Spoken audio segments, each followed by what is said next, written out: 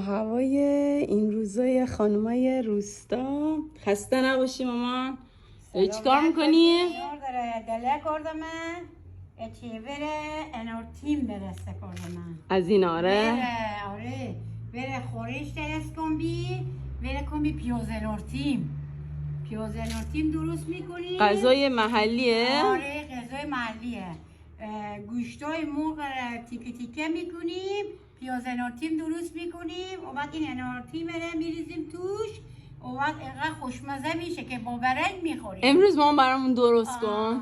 خب من درست گوشت آماده میکنم تو سرخ کنم. من خودم درست کنم، میخوام دستپخت تو بخورم. نه دستپخت من نه دیگه پیری شدم دیگه.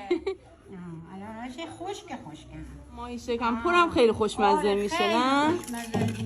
چای تمیز و بعضی میریم توی نوشابه جا